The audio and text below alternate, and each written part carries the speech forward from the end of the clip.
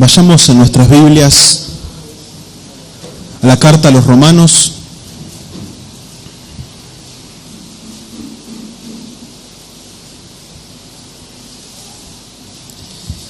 capítulo 1.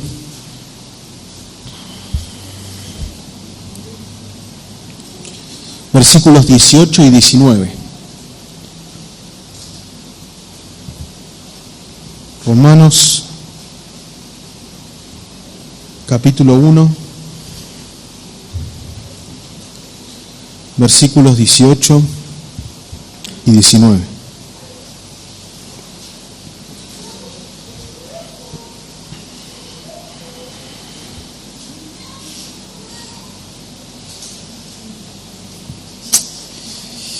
Dice así la palabra de nuestro Dios. Porque la ira de Dios se revela desde el cielo contra toda impiedad e injusticia de los hombres, los cuales detienen la verdad con injusticia. Porque lo que de Dios se conoce les es manifiesto, porque Dios se los manifestó. Oremos nuevamente. Dios bendito, tu santa palabra ha sido leída. Sabemos que tiene poder. El poder que obra por medio de ese llamamiento, por la obra del Espíritu Santo en la regeneración, es el poder también que levantó a Cristo de entre los muertos y que tiene poder también para cada día mortificar más el pecado en nuestras vidas y vivir conforme a la imagen de Cristo. Te rogamos, Señor, que al escuchar tu palabra seamos exhortados, confrontados, animados por medio de ella, y que si alguien aún no te conoce, Señor, que tú en tu soberana voluntad y en el poder del llamamiento que tú haces a través de la predicación del Evangelio puedas salvar la vida de aquellos que están perdidos. En el nombre bendito de nuestro Señor Jesucristo oramos. Amén. Bueno, estamos, ya creo que es el quinto sermón con en Romanos, y vamos a ir lento. Hoy nos tocan dos pasajes. A Ale también le habían tocado dos pasajes, y son pasajes que tienen una carga doctrinal y de información sumamente amplia. Y lo que viene hablando Pablo, inspirado por el Espíritu Santo, es acerca del Evangelio. ¿Qué es el Evangelio? Vimos que el Evangelio es una persona, es Cristo. Cristo es el Evangelio. Cristo es quien fue anunciado por los profetas en todo el Antiguo Testamento. Cristo fue el que fue anunciado desde Génesis 3:15 en ese evangelio primitivo, el que había de venir para aplastar la cabeza de la serpiente, la obra de Satanás. Él es el evangelio. Y en ese evangelio se revela la justicia de Dios. ¿Por qué? Porque Cristo es la justicia de Dios, el santo y justo, el Dios encarnado, hecho hombre. Pero el tema es que hay un problema, que ahí dice que el justo por la fe vivirá. Pero ahora Pablo va a desarrollar el problema del ser humano, el problema que todo hombre natural tiene desde que nace en este mundo, el problema por el cual un hombre no puede ser justo por naturaleza. Y es ahí donde encaja el hecho de que necesitemos ser justificados, necesitemos ser rescatados, salvados. Desde el versículo 18 que nos toca hoy hasta el capítulo 3, versículo 20, Pablo realiza una acusación del estado de la humanidad, quizás como en ningún otro lugar podamos encontrarlo. Es una descripción detallada del estado terrible en el que se encuentra cada ser humano que nace bajo el sol. Es una declaración contundente, entonces, de la necesidad de este evangelio del que habla del versículo 1 al 17, como hemos ya visto.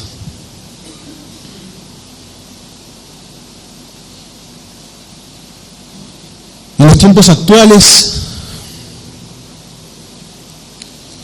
hay algunos de los atributos de Dios que podríamos decir la iglesia evangélica, entre muchísimas comillas, ha preferido olvidar. Ha preferido tapar, esconder. Ha mutilado atributos de Dios porque no se adecúan con el pensamiento de los hombres. El mundo cristiano, entre muchas comillas, ha buscado hacer un evangelio que sea agradable al ser humano. Que el ser humano lo escuche y se sienta feliz. El mundo evangélico ha quitado todo aquello que para los ojos humanos puede llegar a considerarse, y entre muchas comillas también lo digo, malo. O que pueda ser un estorbo para que la gente quiera abrazar el evangelio. Pero la realidad es que lo que ha predicado la iglesia evangélica no es un evangelio, es una distorsión del evangelio. Es una mentira. La iglesia evangélica tomó como lema una frase de Mahatma Gandhi, político hinduista, que nada tiene que ver con el cristianismo, y que su frase lema en su autobiografía es: odia el pecado, ama al pecador. Los creyentes, muy astutos, o supuestos creyentes, tomaron esa frase y se la atribuyeron a Dios, diciendo: Dios odia el pecado, pero ama al pecador. Y así salió la iglesia evangélica a predicar que no importa la cantidad de pecados que tengas, Dios te ama así tal cual sos.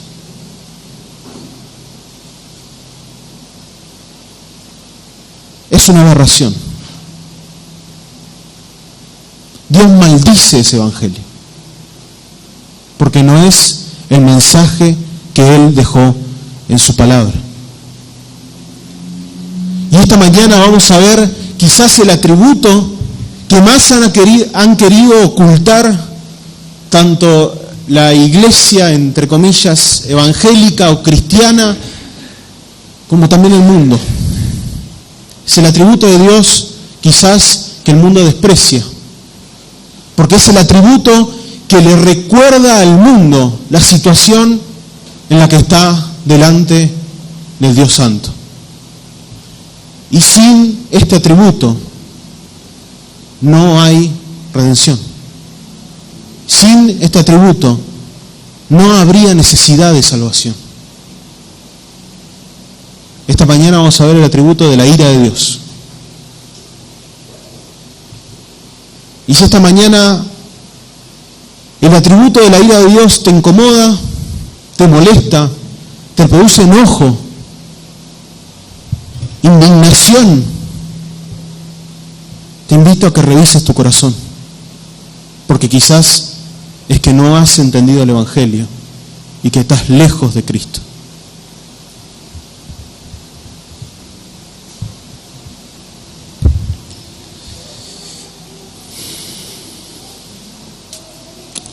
El versículo 18 comienza diciendo: porque la ira es de Dios. Y como vimos, este porque está relacionando directamente lo que Pablo va a comenzar a decir acá con los versículos anteriores, sobre todo el 16 y 17, que dicen: porque no me avergüenzo del evangelio de Cristo, porque es poder de Dios para salvación a todo aquel que cree, al judío primeramente y también al griego, porque la justicia de Dios se revela en él de fe en fe, como está escrito: mas el justo por la fe vivirá. Ahora, hay un tema con lo que Pablo está expresando. Habla que es poder de Dios para salvación a todo aquel que cree. ¿Salvar de qué? ¿De qué debe ser salvado el hombre? ¿Cuál es el problema del hombre? Hoy vamos a ver solo 2 versículos, pero tenemos 3 capítulos enteros para ver el problema del hombre. Pero el mayor problema que tiene el ser humano, y por eso Pablo comienza este desarrollo de la situación del hombre natural, es que está bajo la ira de Dios.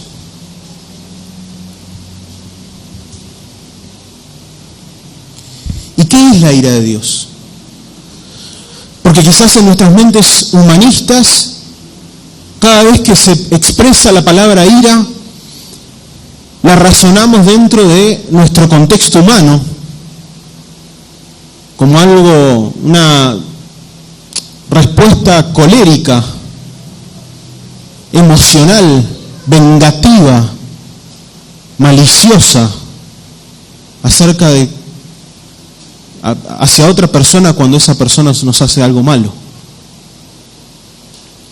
Pero la ira del hombre, pecadora, entenebrecida, no tiene nada que ver con la ira de Dios. La ira de Dios es la respuesta de Dios a su santidad frente al pecado. Todos decimos, Dios es santo. Sí.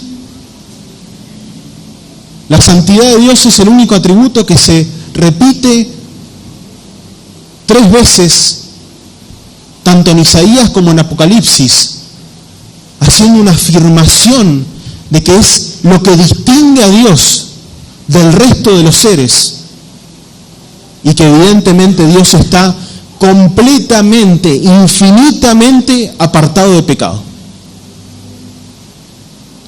Entonces todos decimos, sí, Dios es santo. El tema es que si Dios es santo, en su santidad, Él aborrece el pecado. Si Dios es santo, no puede deleitarse en el pecado. Y esa es la ira de Dios, la respuesta de un Dios santo frente al pecado. Pero no es solamente frente al pecado, y eso es lo que va a decir Pablo, sino que también el pecador está bajo esa ira. La ira de Dios tiene otro producto, que es que si Dios no se complace en el pecado, porque el pecado va directamente en contra de su santidad, ese pecado, porque Dios es justo, merece un juicio. Su santa ira debe llevar a un juicio por el pecado de los hombres.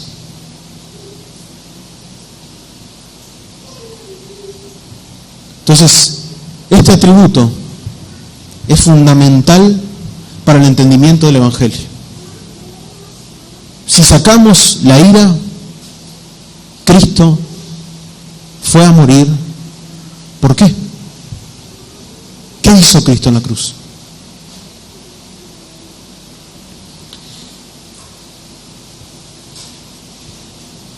Y es interesante ver cómo la ira es casi juntamente con el amor los 2 atributos más mencionados a lo largo de toda la palabra de Dios. Alusiones directas a la ira de Dios hay en 200 versículos, pero indirectamente se habla de la ira de Dios en 600 versículos a lo largo de toda la palabra de Dios. El que quiera esconder esta verdad tiene que arrancar muchas páginas.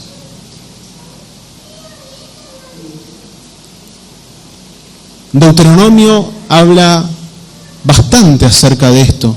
Hay un versículo que todos conocen que es: Dios es lento para la ira y grande en misericordia. No se está diciendo que Dios no tiene ira.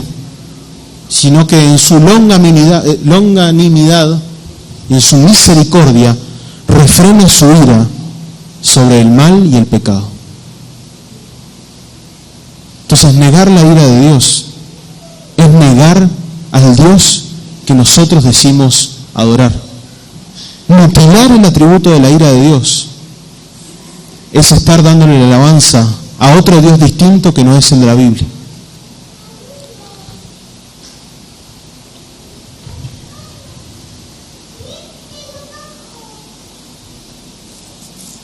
Sigue diciendo el versículo 18 que esta ira de Dios se revela desde el cielo. Desde el cielo. Y si nosotros hacemos un poco de memoria, y ahí es también donde vemos cómo este atributo de Dios ha estado presente a lo largo de toda la revelación bíblica,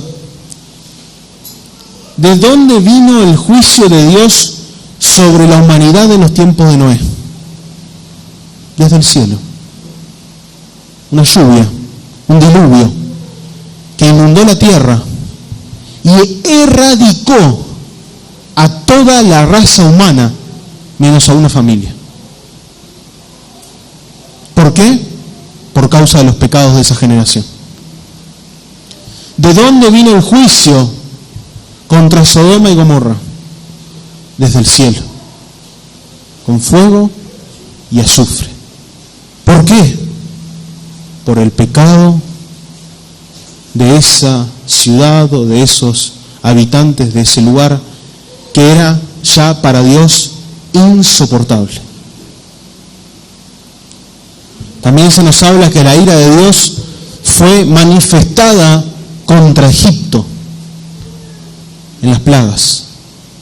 Dios manifestó la ira contra Egipto por mantener en esclavitud a los israelitas, el pueblo que él amó.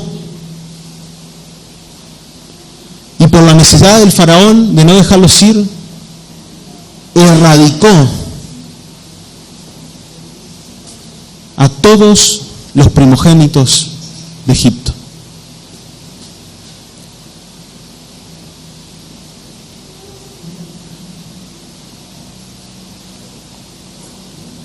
Pero también esta expresión de que se revela desde el cielo es una expresión que muestra que esta ira viene directamente de Dios. Desde el cielo hace referencia a sabemos que Dios es espíritu, pero la morada celestial de Dios donde está en su trono. Desde el trono mismo de Dios viene la ira sobre este mundo. Calvino decía que quizás esta expresión también hace referencia a que todo lo que está debajo del cielo, todos nosotros estamos debajo del cielo, no hay un lugar ni en lo ancho, ni en lo ancho, ni en lo alto que pueda escaparse de tal ira. Y es lo que está mostrando este texto.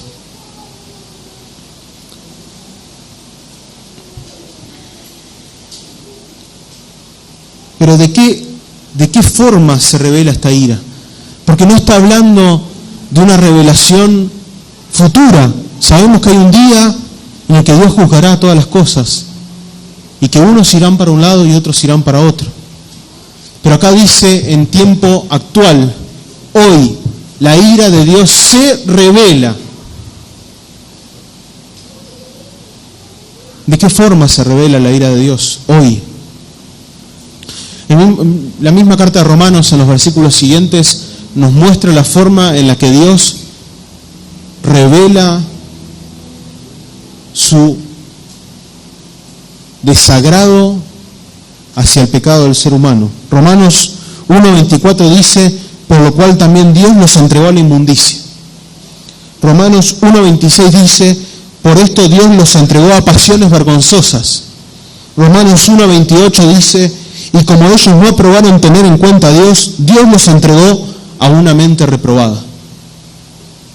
Dios en su misericordia y por la propiciación de Cristo en la cruz ha refrenado la maldad de este mundo para que pueda haber cierta paz, armonía,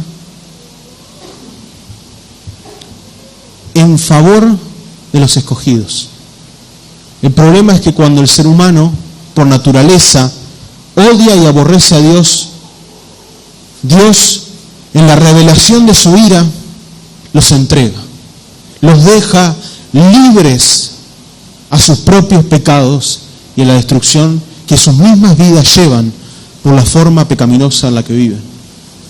No hay peor demostración de la ira de Dios o revelación de la ira de Dios en esta tierra que dejar a un hombre destruirse a sí mismo por su propio pecado.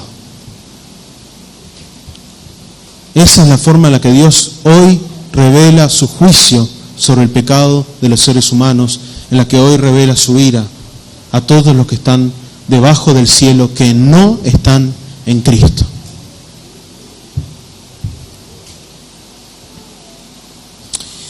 Sigue diciendo el versículo 18.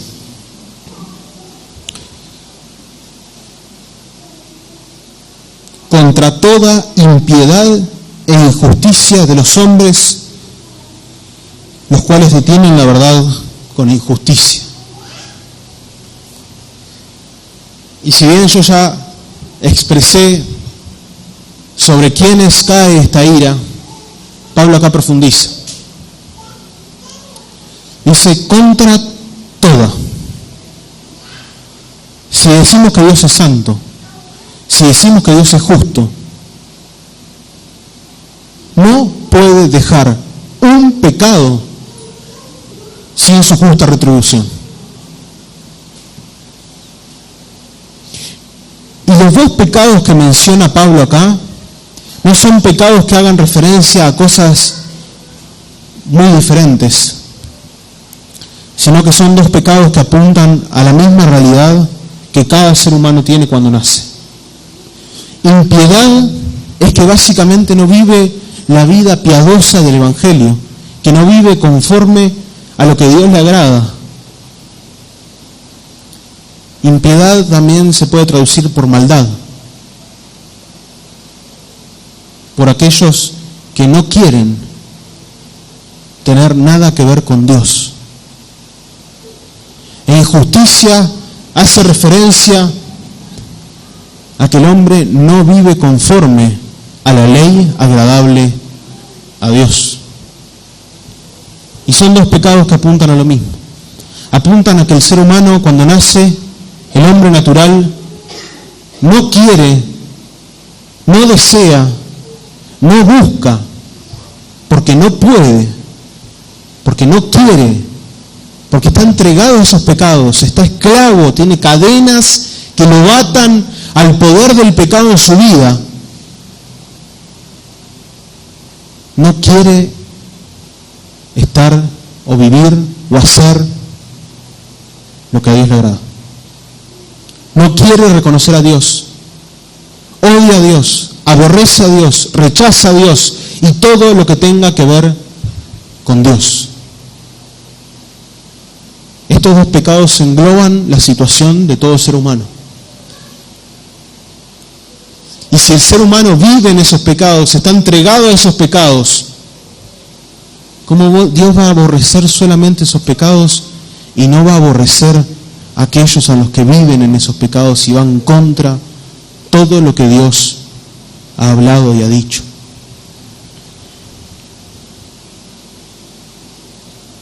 Hay varios versículos que muestran claramente que la ira de Dios está sobre las personas y no sobre los pecados de esas personas. Salmos 7, versículo 11 dice, Dios es juez justo y Dios está airado contra el impío, impiedad, impío, todos los días. Todos los días. Salmos 5, versículos 4 y 6 fue el que leímos antes de comenzar las alabanzas. Dice, porque tú no eres un Dios que se complace en la maldad. Dios no se puede complacer en la maldad. Es santo. El malo no habitará junto a ti. El malo no puede tener comunión con Dios. Los insensatos no estarán delante de tus ojos. No hay una mirada favorable de Dios hacia los malos. No hay amor salvífico. Aborreces, odias, desprecias a todos los que hacen iniquidad. Juan 3:36. Todos conocemos Juan 3:16. Porque de tal manera amó Dios al mundo que entregó a su Hijo unigénito para que todo aquel que cree en Él no se muera, mas tenga vida eterna. Fantástico. Es verdad. Dios envió a su Hijo para que todo aquel que en Él crea no se muera, mas tenga vida eterna. ¿Pero qué dice Juan 3:36? El que cree en el Hijo tiene vida eterna. Pero el que rehúsa creer en el Hijo no verá la vida, sino que la ira de Dios está sobre él. ¿Por qué no presentamos este versículo también cuando predicamos? Y la realidad es que todo ser humano rehúsa a creer en Cristo. Y no dice que la ira de Dios estará sobre él, dice está sobre él.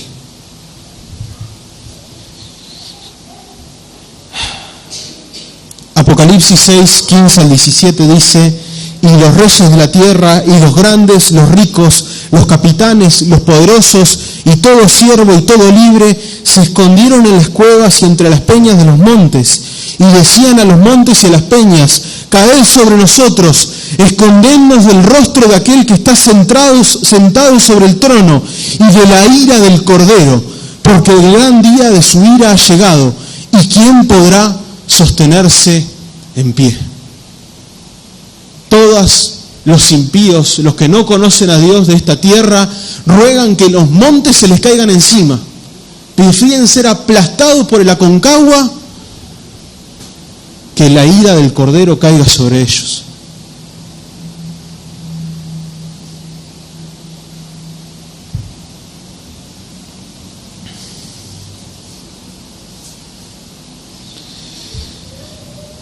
Esta es la condición del ser humano delante de Dios. No hay quien escape a esto. Todos nacemos en esta condición. Todos vamos camino al infierno. Todos estamos bajo la ira de Dios.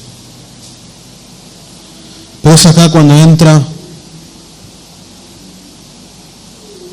este glorioso mensaje del Evangelio. Es acá cuando entran las buenas nuevas de salvación. Es acá cuando Dios en su revelación, en la ira y en el juicio que había caído sobre Adán y Eva por desobedecer, promete un Salvador, un Redentor.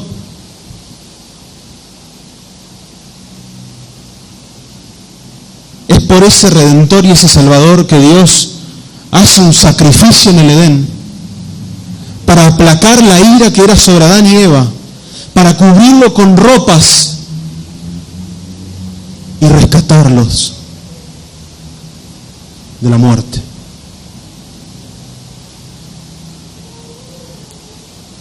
Es por ese Salvador que cuando Abraham iba a entregar a Isaac, apareció un carnero atrapado entre los espinos, que fue el sustituto, quien cargó la ira que era por Isaac, mirando a Cristo. Es por ese Salvador que en Israel y en la ley de Dios, en el templo, era una carnicería constante.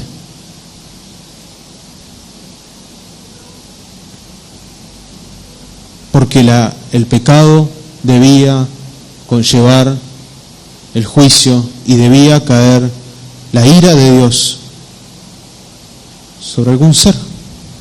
Y esos eran los corderos, que eran sacrificados por los pecados del pueblo. Pero todo eso no era suficiente, no era completo, no era perfecto. No podían quitar la ira para siempre. Debía repetirse una y otra y otra y otra vez. Pero vino uno. La segunda persona de la Trinidad, el Hijo, que se hizo hombre, vivió perfectamente. El único justo, el santo y justo. Y en esa cruz, más allá de los terribles sufrimientos físicos que padeció, porque son horribles, horrendos, hubo uno que es infinitamente superior y que es por el cual en Getsemaní transpiró sangre y le dijo al Padre: si es posible, aparta de mí esta copa. ¿Qué copa era? La copa de la ira de Dios. Cristo en la cruz cargó la infinidad de la eternidad de los infiernos que eran por cada escogido. Dios el Padre derramó la ira sobre él. La ira de la que está hablando acá Romanos es la que Dios derramó sobre el Hijo, el perfecto, el santo, el justo, por todos aquellos que creen en Él. No fue por todo el mundo, no fue por cada ser viviente, porque si no la ira de Dios no estaría sobre todo el mundo, porque si no todo el mundo sería salvo, porque si no Cristo derramó sangre en vano. Fue por todos aquellos a los que el Padre en algún momento de la vida los llamará a vida eterna, los salvará, los rescatará de la ira, los rescatará del fuego, los sacará como un tizón, un palo que está haciendo a mitad quemar, para llevarlos a la vida eterna que es en Cristo Jesús. Si esta mañana no estás en Cristo, el arco del juicio de Dios está cargando la flecha de la ira y está apuntando a tu corazón.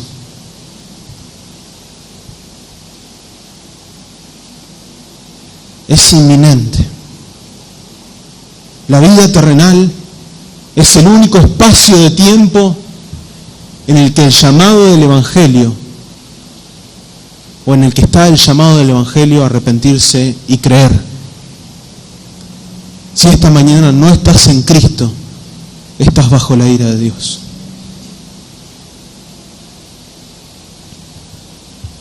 Sos un hijo de ira. Pero la única forma de que esa ira en el infierno no caiga sobre ti es que Dios abra el entendimiento, abra tus ojos y te lleve a que te arrepientas completamente de tus pecados y creas que Cristo pagó en la cruz la ira de Dios que era sobre ti. Si esta mañana no crees en Cristo, corre a Él, corre a Cristo, en Él hay vida.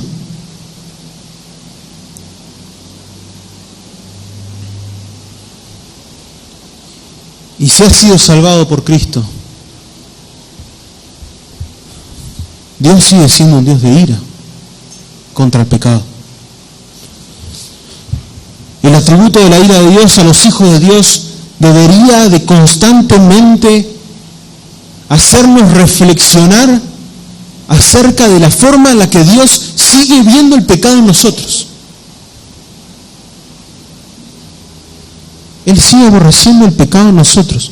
Ahora sí podríamos aplicar esta frase que se usa solamente para los salvos, que Dios aborrece el pecado, pero ama al pecador porque lo ama en Cristo. Pero Dios sigue aborreciendo nuestro pecado. Y es más, Dios, a pesar de que esos pecados fueron clavados en Cristo, trata con el pecado de sus hijos. Si ustedes ven el Antiguo Testamento y ven la forma en la que Dios trató con Israel, muchas veces, y sobre todo en Isaías, van a ver la expresión de que la ira de Dios cayó sobre Israel, o que no caiga la ira de Dios sobre Israel. ¿En qué? En disciplina. Y es por la ira de Dios por los pecados del pueblo que Dios, en su justicia y en su amor hacia sus hijos, debe disciplinar los pecados de su pueblo. para que crezcan en santidad, para que el pueblo entienda la forma en la que Dios ve el pecado. Y no hay forma de ver el pecado como Dios lo ve si no profundizamos en los atributos del Dios que decimos creer, si no profundizamos en su santidad, en su justicia, en su ira. ¿Querés mortificar el pecado en tu vida? Aprende a ver cómo Dios ve tu pecado.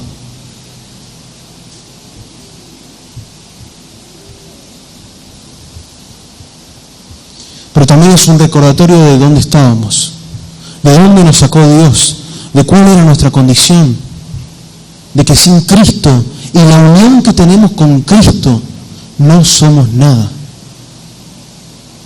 Efesios 2:3 dice, entre los cuales también todos nosotros vivimos, caminamos, anduvimos en otro tiempo, en los deseos de nuestra carne, haciendo la voluntad de la carne y de los pensamientos. Estábamos completamente entregados al pecado y éramos por naturaleza hijos de ira, lo mismo que los demás. De ahí nos rescató Dios, pero para que no vivamos más de esa forma, para que el pecado no gobierne o no tenga dominio sobre nuestros corazones y nuestras mentes, sino que Cristo llene nuestros corazones y nuestras mentes para ser conformados a imagen de Él. Colosenses 3:5-7 dice, haced morir. Pablo ahora enlaza nuestra vida pasada con lo que debemos hacer ahora. Haced morir pues lo terrenal en vosotros: fornicación, impureza, pasiones desordenadas, malos deseos, avaricia, que es idolatría. Cosas por las cuales la ira de Dios viene sobre los hijos de desobediencia, en las cuales vosotros también anduvisteis en otro tiempo cuando vivíais en ellas. ¿Qué empieza diciendo Pablo? Haced morir. ¿Y qué hace Pablo? Les muestra la situación en la que antes estaban. Eran hijos de desobediencia, iban camino a la ira. Dios nos rescató de ahí. Dios nos salvó de su ira. Dios nos salvó del juicio eterno en el infierno, pero para que no vayamos más en nuestros pecados, para que miremos el pecado como Cristo lo ve, despreciable, abominable. Vemos el pecado, nuestro pecado así en nuestras vidas. Aborrecemos nuestros pecados, odiamos nuestros pecados, queremos matarlos, asesinarlos a nuestros pecados. O los abrazamos, los amamos y le damos rienda suelta. Si estamos en Cristo, debemos procurar que nuestros pecados mueran. Porque cuando estamos pecando, estamos despreciando la ira que cargó Cristo por nuestros pecados. Cada pecado que nosotros cometemos es ira que el Padre descargó sobre esa cruz. Y a veces vivimos nuestra vida no siendo conscientes de eso, que por cada pecado Dios descargó ira infinita sobre el Hijo en esa cruz.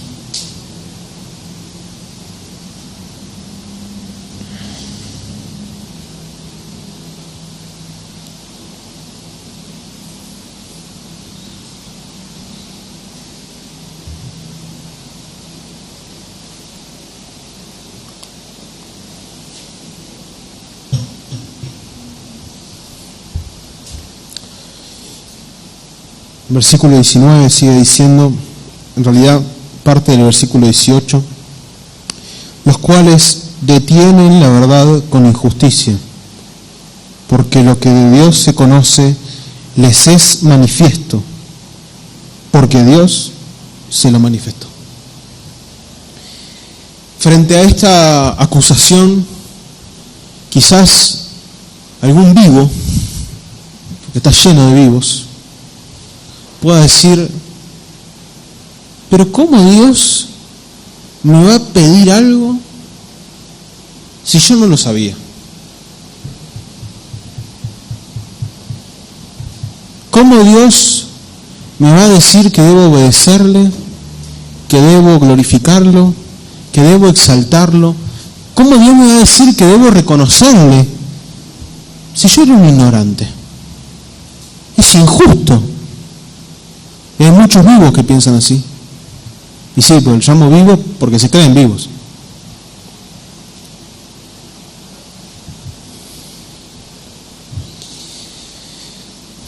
Pero acá Pablo les muestra al ser humano que Dios se ha manifestado, se ha dado a conocer claramente.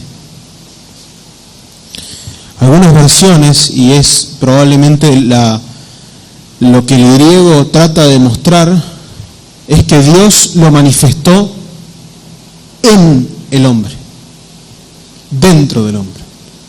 Después Pablo va a hablar de la manifestación externa, pero naturalmente no estamos hablando del Evangelio y la predicación del Evangelio, no estamos hablando de la revelación especial de Dios, estamos hablando de la revelación natural. Naturalmente Dios se reveló, se dio a conocer dentro de cada ser humano. La Biblia habla de que la ley está escrita en nuestros corazones. ¿Por qué el hombre tiene conciencia de lo que puede llegar a estar bien o mal dentro del reinado del pecado? Aún así el hombre muchas veces es consciente de que las cosas que está haciendo no están bien. Porque Dios ha puesto la ley en sus corazones. Pablo va a seguir diciendo en el versículo 2 que cuando el hombre hace lo que es de la ley sin conocer la ley, se hace ley para sí mismo. Muestra que la ley está en él. Pero no solo eso, sino que el hombre ha sido creado para adorar. Adán fue creado en el Edén para darle la gloria, alabanza y adoración al Dios que lo creó. Todo hombre ha sido creado un adorador. Calvino definió esto como el sensus divinitatis. El hombre tiene un sentido de que hay una divinidad, de que hay un Dios. Por eso si uno va a la historia y ve, por ejemplo, los aztecas en América, tenían dioses. Y hacían sacrificios por esos dioses para aplacar la ira de los dioses. ¿Y de dónde sacaron eso? ¿De dónde lo? Porque hay un sentido natural en el ser humano que lo lleva a adorar, que le muestra que algo malo hay en él. Y no tiene excusa. No tiene excusa. Entonces, si algún vivo quiere decir, habría que mostrarle toda su vida y decirle, ¿no tienes conciencia de las cosas que has hecho mal? ¿No has adorado otras cosas que no son Dios? ¿No has adorado el dinero, a tu familia, a tu propia vida?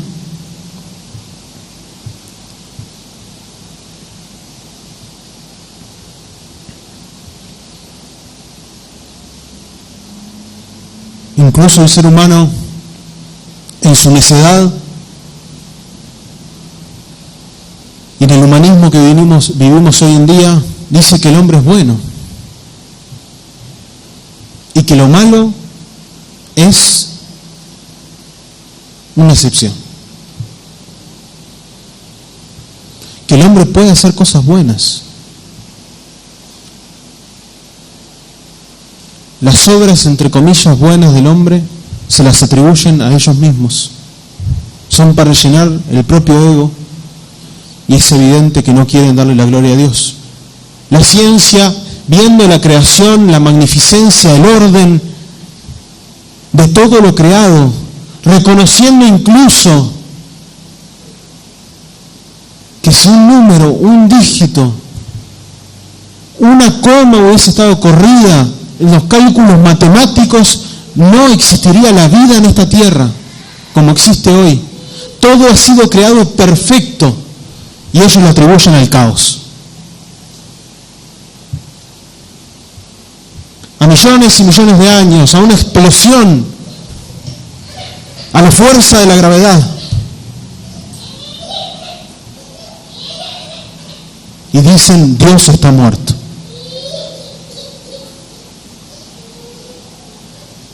¿Acaso alguien tiene excusa? ¿Acaso Dios no se manifestó claramente? ¿Acaso Dios no se ha dado a conocer?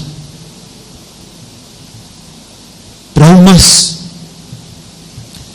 cuando se les predica la verdad,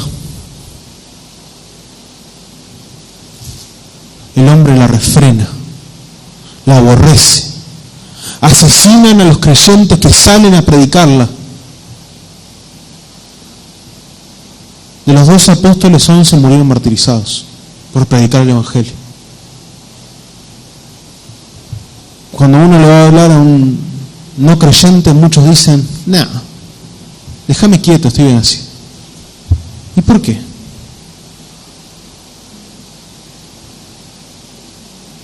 El ser humano desprecia a Dios, desprecia todo lo que tiene que ver con Dios, aborrece a Dios, y Dios revela su ira desde el cielo contra toda esa impiedad e injusticia de los hombres.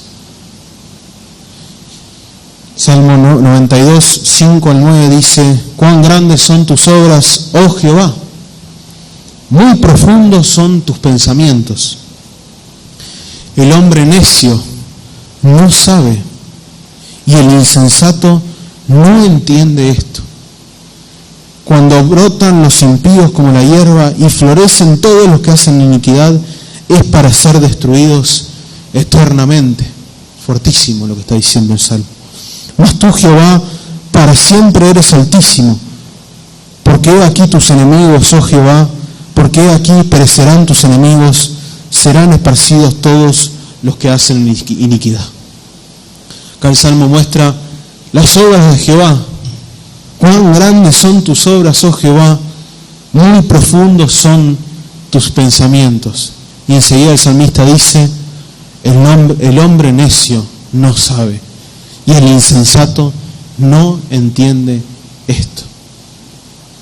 El ser humano no entiende, no puede entender, no tiene la capacidad para entender. El hombre no puede buscar a Dios por naturaleza, porque no quiere. Pero ahí también la maravillosa gracia de nuestro Dios, que Él es el que va a buscar a los perdidos. Él es el que llama a que el Evangelio sea esparcido por todo el mundo. Y Él es el que por su infinita misericordia llama a salvación, con un llamamiento irresistible, eficaz, regenerando, dando nueva vida por el Espíritu Santo, como Jesús le dijo a Nicodemo en Juan 3, y llevando a los hombres a que se arrepientan de sus pecados y crean en Él. No es una obra humana, porque el hombre no puede, es una obra de Dios, en su gracia y en su misericordia. Si viendo estos pasajes, viendo el atributo de la ira santa de Dios, no se nos pone la piel de gallina y se nos estremece el corazón de pensar que Cristo cargó esa ira en la cruz. Pero si también no se nos estremece el cuerpo de saber de que aquellos que caminan por esta vida son objeto de la ira de Dios y van camino al infierno, es que no tenemos amor por esas almas perdidas. Debemos salir, predicar, esparcir las buenas noticias, porque es la forma en la que Dios llama a los hombres de su estado de muerte espiritual a vida eterna. Y pensemos que un día nosotros estábamos ahí y que alguien Dios utilizó para predicar el Evangelio y Dios nos rescató de la ira para darnos vida eterna en su amor eterno.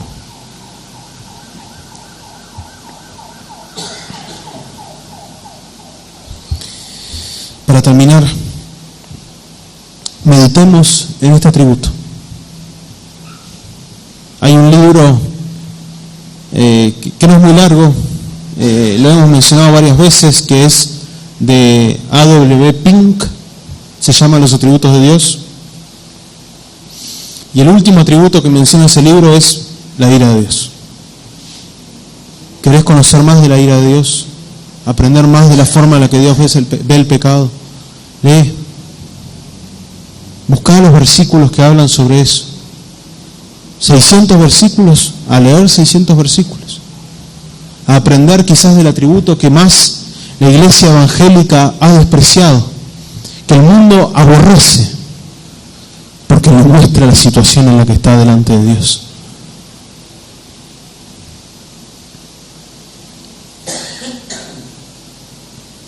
Que el entendimiento de la santidad de Dios nos lleve a odiar nuestro pecado,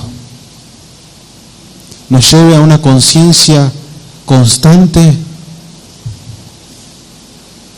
de que Dios no se complace en las cosas que hacemos que van en contra de su ley, que Dios nos salvó no para vivir en el pecado, sino para matar el pecado y vivir para Él. Recordemos cada día que el Evangelio nos sacó de esta condición de ira. Nos trasladó Dios de ser hijos de ira, del reino de las tinieblas, al reino de su luz admirable. Es algo que debemos recordar cada día en nuestras vidas. No podemos enorgullecernos de nada. No podemos gloriarnos de nada, solamente de Cristo.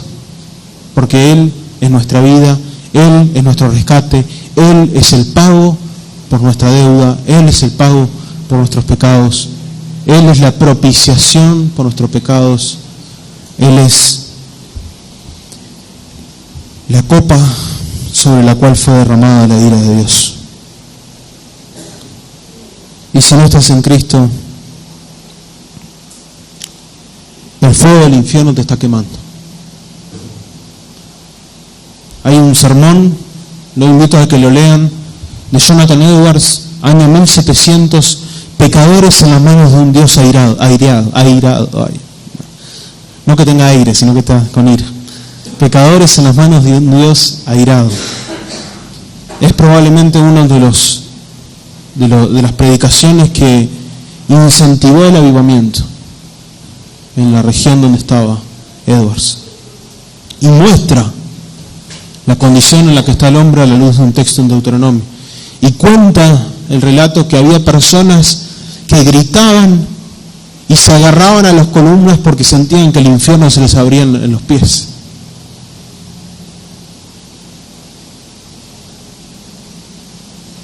Si no estás en Cristo, vas camino a la ira de Dios.